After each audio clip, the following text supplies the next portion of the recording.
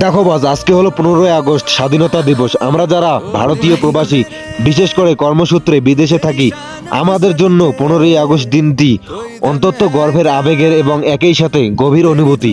বাস্তবতা হলো, বিদেশের মাটিতে কোনো একজন ব্যক্তি একা একজন মানুষ থাকেন না, তিনি হয়ে ওঠেন ভারতের রাষ্ট্রদূত। আমাদের আচার ব্যবহার, কাজের প্রতি নিষ্ঠা এবং সততা দিয়ে অন্য দেশের মানুষের পুরো ভারতকে বিচার করে। দেখো বস, আমরা কিন্তু প্রবাসী, আমরা কিন্তু দেশকে অনেক ভালোবাসি। তারপরেও ভাই, আমরা বিদেশে এসে হাড়ভাঙ্গা পরিশ্রম করি, স্বভাবে নয় অভাবে আসি। হ্যাঁ ভাই, আমরা সেই মিথ্যাবাদী প্রবাসী। দেখো বন্ধুরা, আজ 15ই আগস্ট, তারপরেও আমরা কিন্তু কাজে এসেছি। কাজের খাতিরে আজ ঘর বাড়ি পরিবার ছেড়ে দূর প্রবাসে প্রতিদিন এই বাস্তবতা আর কঠিন পরিশ্রমের মাঝেও দেশের মাটির টানটা একদম আগের মতনই আছে।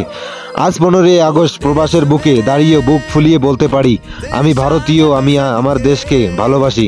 স্বাধীনতা দিবসের দূর প্রবাস থেকে জানাচ্ছি লাখো কোটি প্রণাম এবং সালাম। দেখো বন্ধুরা, আমি কিন্তু ভুটানে থাকি। আমাদের মূল দায়িত্ব হলো নিজের আচার আচরণ ও কাজের মাধ্যমে দেশের সুনাম বজায় রাখা, ইতিহাসকে রাজনৈতিক হাতিয়ার না বানিয়ে একটা স্বাধীন ভারত গড়ার পিছনকে ত্যাগকে শ্রদ্ধা জানানোর প্রবাসীর আসল চেতনা। দেখো বন্ধুরা, বিদেশের মাটিতে ব্যস্ত জীবনে 15ই আগস্ট হয়তো কাজের মাঝেই কেটে যায়, কিন্তু মনের ভেতরে দেশের প্রতি ভালোবাসা আর স্বাধীনতার সম্মান সব সময় ভরপুর মন থেকে থাকবে।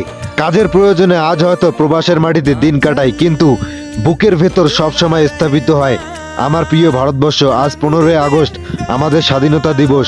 দূরপ্রবাস থেকে জানাই আমার দেশ ও দেশের সকল বীর জওয়ানদের প্রতি শ্রদ্ধা এবং লাখো কোটি সালাম। জয় হিন্দ, বন্দে মাতরম। তো গাইস, এই ছিল আমার ছোট্ট একটি ভিডিওর মাধ্যমে অনেক কথাই বললাম, কোনো ভুল হয়ে থাকলে মাফ করবেন। তো গাইস, আমার ভিডিওটি ভালো লাগলে পেজটাকে ফলো দিয়ে ভিডিওটি শেয়ার করে সাথে থাকবেন। তো দেখা হবে নতুন কোনো ভিডিওতে। আজকের মতো টাটা।